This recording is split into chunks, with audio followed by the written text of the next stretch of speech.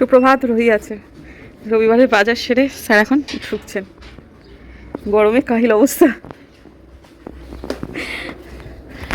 নিয়ে এসেছে মূলত মাংস। আর কিছু এনেছো?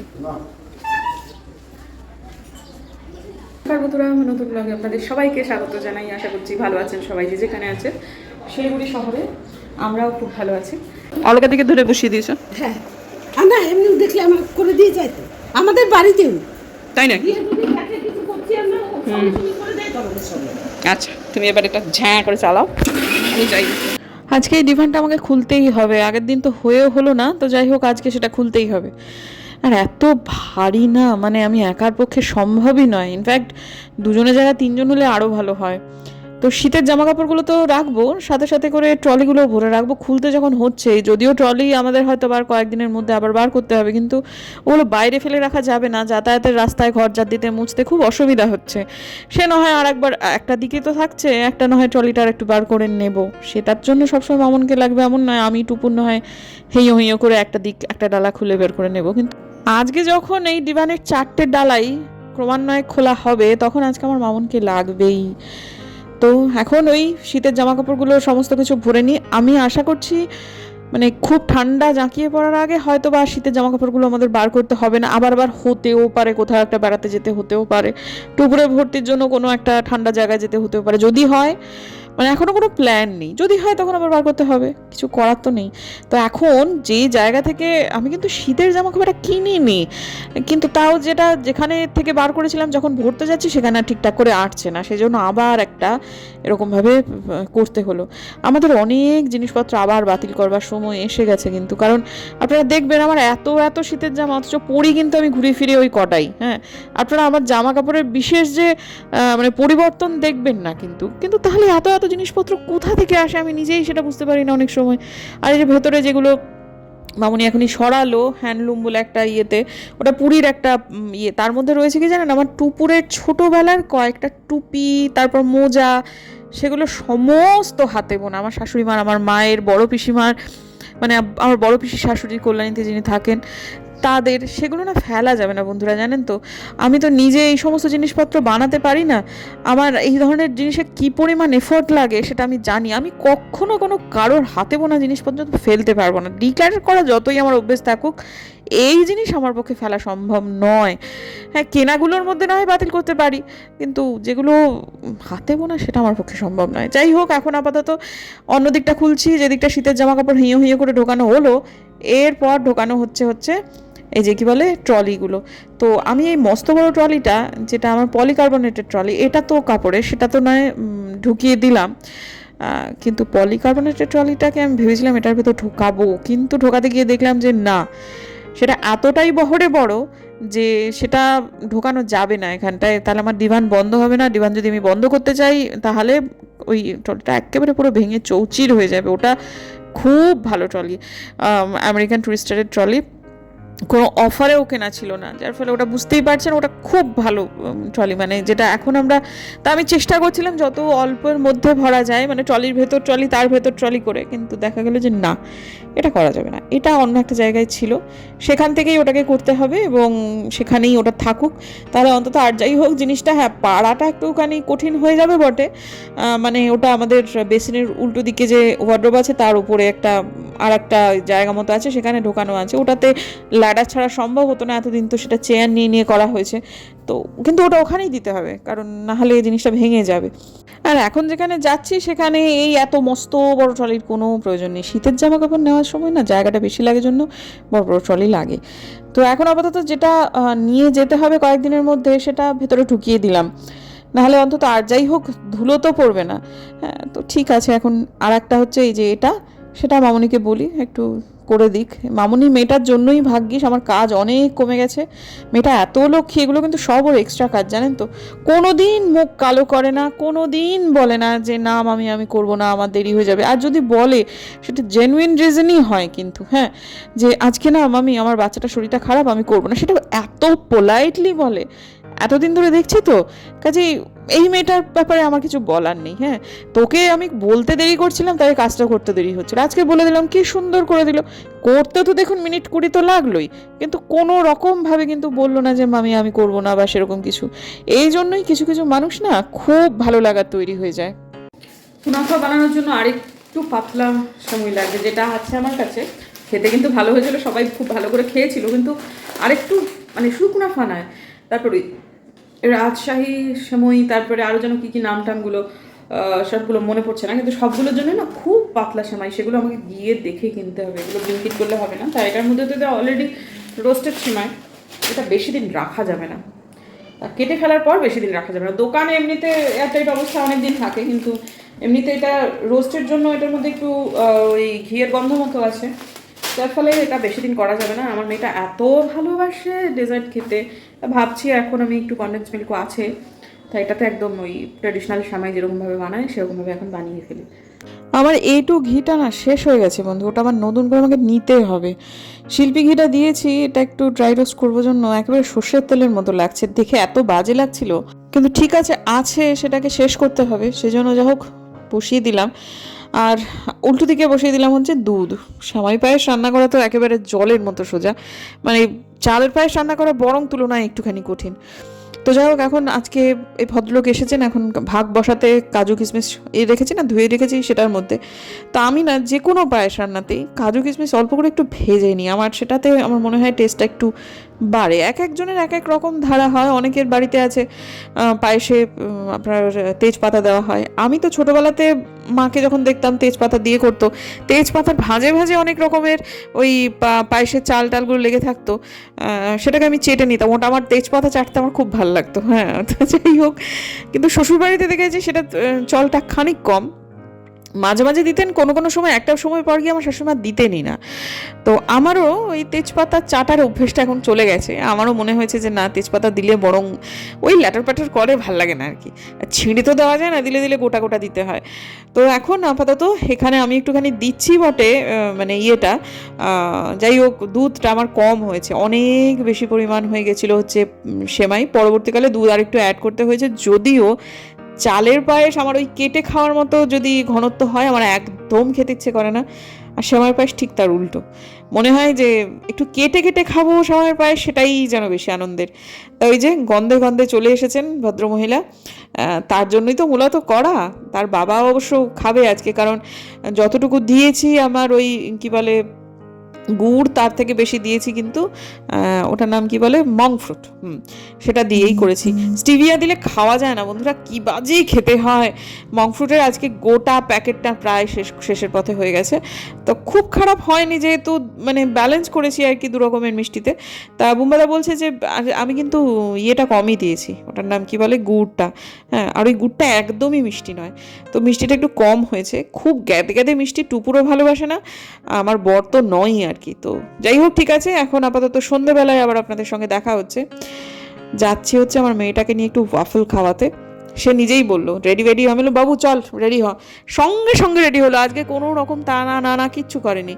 তো যাওয়ার পর ওয়াফল খাওয়ার জন্য বাচ্চাটা আমার কি অপেক্ষা করছে, যে বলছে চলো চলো, আমি বলছি বাবু বৃষ্টি পড়লো, আমি যেই বেরোলাম নাকে টপাস করে একটা একেবারে নাকের ডগায়, এমনি তো আমার নাক চোখা নয়, বোচা নাকেই পড়লো। আর এদিকে দেখুন আমার কপালে চকচক করছে ঘাম, কি গরম, কিন্তু তার মধ্যে বৃষ্টিটা হলে ভালো হয়, যদিও দিনের বেলা বৃষ্টি কিন্তু হয়েছে বিকেলেতে, তাও কি গরম, শুকিয়ে গেছে সমস্ত রাস্তাঘাট। এই যে এই জায়গার দেখতে দেখতে যাচ্ছি, খাবলা বৃষ্টি হচ্ছে জানেন, মানে কোনো জায়গায় বৃষ্টির ফোঁটা দেখা যাচ্ছে, একটু আগে দেখা যাচ্ছিল না, এখন আবার দেখুন দেখা যাচ্ছে, আবার 2-3টে বাড়ি পেরিয়ে যাওয়ার পর যখন রাস্তা দেখছি তখন আবার দেখা যাচ্ছে না। আমি বললাম দেখ টুপুর, এই খাবলা বৃষ্টি কিন্তু এখন চালু হয়েছে, কিছুক্ষণের মধ্যে ঝমঝম করে নামবে। বলে না না হবে না, আমরা ছাতা নিয়ে বেরোই, তখন কিন্তু ওই নাকের ডগায় বৃষ্টি পড়ছিল, না না না ছাতা নিয়ে বেরোবে না, ছাতা নিয়ে বেরোবে না, আর দেরি হয়ে যাবে করতে করতে বেরোলাম না। মেয়ের কথা কেন যে শুনলাম কে জানে, ভাগ্যিস একটা টোটো পেলাম, চড়ে গেলাম। চড়ে যাওয়ার পর ধরুন পুরো 1 মিনিটও নয়, ওই 30 সেকেন্ডের একটু বেশি সময় যেতেই আমরা একটা টোটোটা নিয়েছি হচ্ছে আয়ুর্বেদ ভবনের কাছে, হাতিমোড় পেরোতে একটা টোটো একেবারে মানে যথেষ্ট দ্রুত গতিতে পেরোতে যতটুকু সময় লাগে। কি বৃষ্টি নেমে গেল কলেজের আগ দিয়ে, দেখি কি বৃষ্টিখানা নেমে গেল। আমি বললাম দেখলি তো, মায়ের কথা শুনতে হয়। আর শুধু তাই নয়, মানে ভাগ্যিস টোটোটা একেবারে সঠিক সময় পেয়ে গেলাম, তাই মানে নাহলে কোনো একটা শেডের নিচে দাঁড়াতে হতো, হাত বাড়িয়ে চিৎকার করে বলতে হতো দাদা দাদা দাঁড়ান দাঁড়ান, তারা 20 টাকার জায়গায় 40 টাকা বলতো এবং সেটাই আমাদের দিতে হতো। তো যাই হোক, ঠিক আছে, এখন আপাতত যত সময় এগোচ্ছে, যত নেস্টক্যাফে এগোচ্ছে, তত বৃষ্টির তোড় বাড়ছে। আবার নেস্টক্যাফেটা ওই বাসু নার্সিংহোমটা পেরোনোর পর দেখছি আমার বৃষ্টিটা আবার কমে গেল। তো যাই হোক, যখন আমি নেস্টে নামলাম, এই টোটোওয়ালা ভদ্রলোক বেশ ভালো ছিলেন, তিনি যেদিকে নেস্ট সেদিকে একেবারে ঘেঁষে নামিয়েছিলেন, তখন আবার বৃষ্টিটা কিন্তু বেশ কমে গেছে। মানে আমি খোলা মাথায় লোকটাকে ভাড়া দিলাম, তারপরে এর মধ্যে ঢুকলাম, টুপুর গিয়ে আগে ভাগে ঢুকে গিয়ে সিট দখল করলো, সব হলো, কিন্তু খুব একটা মানে বৃষ্টিতে আমাদের ভেজা পড়লো না, ভাগ্যিস, ভগবানকে কৃতজ্ঞতা। তো এই সময়টাতে আমরা নিজেদের মধ্যে অনেক আলোচনা করছি টুপুরের ফিউচার প্ল্যান, এই সমস্ত জায়গায় আসলে একটু বেশি করে আলোচনা হয়। হ্যাঁ, বাড়িতে থাকলে কেন জানি না বুম্বাদা বড্ড বেশি কী গো তোমরা কি আলোচনা করছো গো, কী গো করে।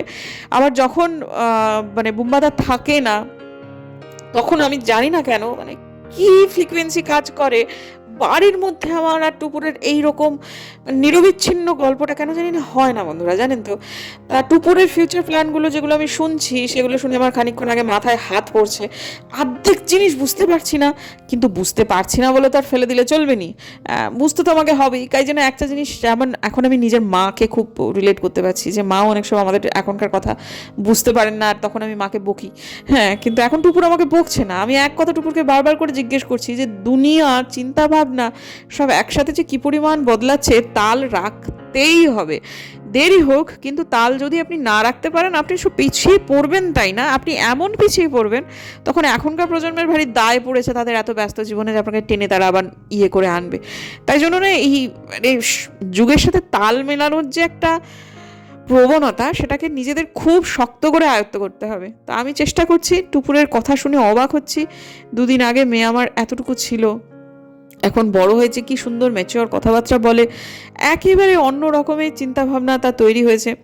আর এদিকে একটা খারাপ জিনিস হয়েছে, সেটা দুটো খারাপ জিনিস হয়েছে। এক হচ্ছে ওয়েফেল খেতে এসে বাচ্চাটা আমার ওয়েফেলটাই খেতে পারলো না, আর বাদ বাকি যা যা অর্ডার করেছিলাম সব চলে এলো, আর সে ওয়েফেল খাবে জন্য শুধু একখানা স্প্রাইটের বোতল নিয়ে বসে রইলো, আর একটা peri peri French fries order দিয়ে, আর আমি যেগুলো অর্ডার দিয়েছিলাম সেগুলো তো তার মুখে একটা দুটো ঢুকাতে পারলাম, আর তো পারলামই না। আর এই যে দেখুন, খাবার সামনে পেলে আমি যে এরকম কীরকম হ্যাংলামি করছি। এক তো হচ্ছে নিজেরগুলো খেলাম, এই যে ফিশ কাটলেট, হ্যাঁ ফিশ কাটলেটটা নিয়েছি, সেটা তো মেয়ে আমার খেলো না। হ্যাঁ, ওই চিকেনের একটা প্রিপারেশন ছিল, সেটা খানিকটা খেলো। হ্যাঁ, তো আমি আমারটাও খাচ্ছি, মেয়েরটাও খাচ্ছি, ক্যামেরায় দেখে যে কী লজ্জা করছে। কালকে থেকে আসলে আমার আবার সেই পুরনো রুটিনে ফেরার কথা। তার আগে একটা দিনের জন্য ছাড়াগুড়ো পেয়ে না হয় এতটা ছাড়াগুড়ো হবে, আর মেয়েটা আমার শুধুমাত্র ফ্রেঞ্চ ফ্রাইজ। আমি এখন দেখছি যে সেটা তো আমি খাপাত করে খাচ্ছি, নিজেরটা তো খেয়ে ফেললামই, তারপর যখন নিজেরটা খাওয়া শেষ হলো, মেয়ে যখন খাচ্ছে, দেখুন মেয়ে আমার এমনিতে সবসময় সবাইকে অফার করেই খায়, সবাইকে না হলেও অন্তত আমাকে তো দেয়, বাবাকে দিতে তার একটু হিংসা হয়, কিন্তু আমাকে কিন্তু দেয়। আমি তখন আবার রিফিউজ করছি, না আমি খাবো না। আবার যখন আমার নিজের খানা খাওয়া শেষ হয়ে গেল, তেলে জবজবে জিনিসপত্রগুলো, তখন আবার খাওয়ার, ওকে যেহেতু খেতে দেখছি, তাই আমার আবার একটু হাত নিষ্পিস করছে। এইবার দেখুন, ওরটাও খাচ্ছি, নিজেরটাও খাচ্ছি। হ্যাঁ, কী অসভ্যের মতো কাণ্ড কারখানা করেছি বটে। তবে হ্যাঁ, যখন দাঁড়িয়ে আমি কিন্তু ভয়েস দিচ্ছি, সেদিন থেকে আবার আমি নিজেকে কন্ট্রোল করেছি ঠিকই, কিন্তু আমি না লার্জে পৌঁছে গিয়েছিলাম বন্ধুরা, XXL থেকে। আমার মনে হচ্ছে এই খাওয়া দাওয়া দেখে সেটা খুব শিগগিরই আবার এক্সেলে তো পৌঁছে যাবো, কিন্তু না, এরকম করলে চলবে না। তো যাই হোক, অনেকক্ষণ থেকে অপেক্ষা করছি, কিন্তু তারপর ওরা বললো যে দিদি ওয়েফেলটা দিতে পারবো না, অর্ডারটা ক্যান্সেল করুন, কারণ আজকে ওয়েফেলটা আমাদের হচ্ছে না, ছড়িয়ে যাচ্ছে, ভেঙে যাচ্ছে। খুব কষ্ট হয়ে গেল আমার, তখন খারাপ লাগলো যে ভগবান, মেয়েটা আমার খেতে পারলো না। যাই হোক, ঠিক আছে, বাড়িতে এসে ওকে আবার একটু জোর করে ভাত খাইয়ে দিয়েছি। আমার তো আর খাওয়ার প্রশ্ন নেই, কিন্তু এতখানা সময় ওইটুকু একটু ফ্রেঞ্চ ফ্রাইজ খেয়ে হয়, তার মধ্যে আবার খপাত করে 10-12টা পিস আমি মেরে দিয়েছি। আমি না অত্যন্ত বেশি ফুডি বন্ধু, জানেন তো, এটা আমার একটা খুব বড় মানে দোষ। আমি খুব হিংসা করি তাদের যারা প্রচুর খায়, ঘুমায়, একটুও মোটা হয় না। যাই হোক, তারপর বেরিয়েই একটা টোটো পেয়ে গেলাম। আজকে রাস্তাঘাট অস্বাভাবিক রকমের খালি, এবং আজকে যেহেতু রবিবার, শিলিগুড়িতে অধিকাংশ দোকানই বন্ধ। আমি আসলে মোটা তার দোকান থেকে জিনিসপত্র নেবো আবার ভেবেছিলাম, কারণ MRP থেকে তিনি কিছু কিছু জিনিসে, অনেকগুলো জিনিসেই কিন্তু ছাড় দেন, তা সেটা সব দোকানে দেয় না। আমি আরামবাগে এবার যাবো না, আরামবাগে গেলেই আমার বেশি খরচা হয়ে যাবে। তো যাই হোক, তারপর বাড়ি, মানে রাস্তাঘাট না অস্বাভাবিক রকমের ফাঁকা, এক তো রবিবার 2 নম্বর বৃষ্টি পড়ছে, এটা অদ্ভুত ছমছমে ব্যাপার তৈরি হচ্ছিল কয়েকটা জায়গা থেকে। তারপর বাড়িতে এলাম, মানে ওই আর কি কাজকর্ম মেটাতে মেটাতে হয়ে গেল প্রবল ভূমিকম্প, যদিও 4-5 সেকেন্ডের বেশি নয়, কিন্তু তারপরে যে এত বিচ্ছিরি, আমার না একটু খারাপ ফিল হচ্ছিল, কিন্তু যখন আমি ফিরছিলাম তখন আমার খুব খারাপ লাগছিল। আমার ইনটিউশন কিন্তু খুব স্ট্রং, আমার মনে হচ্ছিল একটা কিছু খারাপ হবে, সেটা যে এত তাড়াতাড়ি হয়ে যাবে সেটা আসলে ভাবিনি।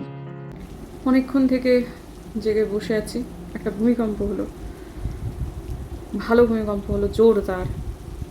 আফটার শক যদি আসে সেজন্য জেগে বসে আছি। কালকে বধূসত্ত্ববাবু ভোরের বেলায় কলেজ আছে, সে তো শুয়ে পড়েছে, মেয়ে তো শুয়ে পড়েইছে। আমি অপেক্ষা করছি যে যদি কিছু হয় তাহলে ওদের ডেকে তুলতে যেতে পারি।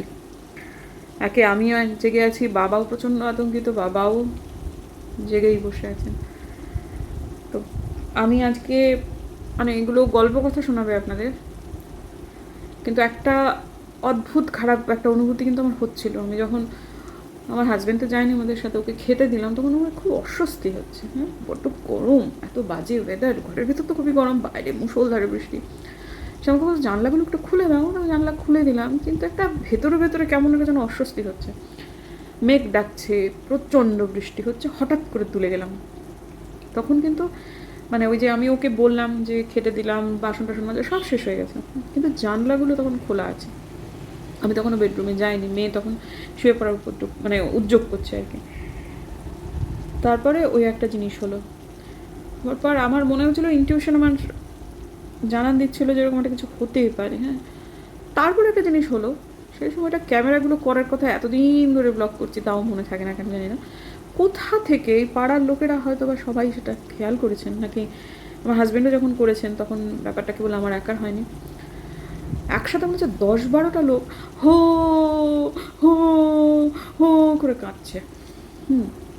কোথা থেকে আসছে সেটা না কি কিছু বুঝতে পারছি না। সে উপরে গেল ছাদে গিয়ে একটু দেখে টেকে এলো, কোথা থেকে এই আওয়াজটা আসছে কিছুতেই বোঝা গেল না, ডাইনে না বাঁয়ে না পেছনে না সামনে, এই দিক থেকে। আমার তো মনে হচ্ছিলো যে এই দিক থেকে, যে দিকটা বাগড়াকোটের দিকটা, সেদিক থেকেই আসছে। কি জানি কি হলো, কতক্ষণ ধরে যতগুলো লোক এক স্বরে এতক্ষণ ধরে চিৎকার করে গেল। এটা কি নেশাতুর? নেশাতুর হলে ওইরকম এক সুরে এতগুলো মানুষ একসঙ্গে চিৎকার করতে পারে, তার কোনো ঠিক নেই। জানি না ভাই, আমরা কখনো এরকম এই লেভেলের নেশা করিনি, কি থেকে কি হয় আমরা কেউ জানি না। এটা তবে খুব নিঝুম একটা সময় পার করেছি, এবং খুব খারাপ একটা অনুভূতি সে সময়টা হয়েছিল। এখনও জেগে বসে আছি, মনটা খারাপ করছে কেন জানি না, খুব খুব খারাপ করছে। এক তো হচ্ছে গিয়ে এত জিনিসপত্র খপাখপ খেয়ে ফেলেছি, সেটা একটা যেমন মনোকষ্টের কারণ, প্লাস যখন জিনিসটা হয়েছে তারপর মায়ের সাথে আর কথা হলো না। মাকে ফোন করেছিলাম, মা ফোনটা ধরলেন না। সব কিছু একসঙ্গে চললে যা হয় আর কি। শাঁখ বাজানোর চেষ্টা করলাম, বাজালামও 3বার, তবে ছোটো ছোটো মানে দম ফুরিয়ে যাচ্ছিলো কেন জানি না, হয়তো টেনশন হয়েছিল খুব বেশি। খুব যখন চিন্তা হয় তখন দম থাকে না বেশিক্ষণ। তো এইসব মিলিয়ে মিশিয়েই তো সময় কাটছে, কতক্ষণ জেগে বসে থাকতে হবে জানি না। দেখি যদি পারি ভিডিওটা এডিট করে নিয়ে শুতে যাব, কালকে আবার ভোরের বেলায় ওঠা আছে। এই তো সে যাবে একদম, কি বলবো, কেন একটা খিঁচড়ে গেল, একটা আনক্যানি ফিলিং। চলুন দেখা হচ্ছে কালকে একটা নতুন ব্লগে। যদি আমার ভিডিও ভালো লাগে সাবস্ক্রাইব করবেন, পাশে নোটিফিকেশন বেলটা অন করবেন। বাইরে এখনও প্রচণ্ড বৃষ্টি। দেখা হচ্ছে কালকে একটা নতুন ব্লগে। যদি আমার ভিডিও ভালো লাগে, এক কথা দুবার হয়তো বলা হলো, ক্ষমা করবেন। যদি আমার ভিডিও ভালো লাগে সাবস্ক্রাইব করবেন, পাশে নোটিফিকেশন বেলটা অন করবেন, যাতে ভিডিও দিলেই নোটিফিকেশন চলে যায় আপনার কাছে। দেখা হচ্ছে আগামীকাল, ততক্ষণ।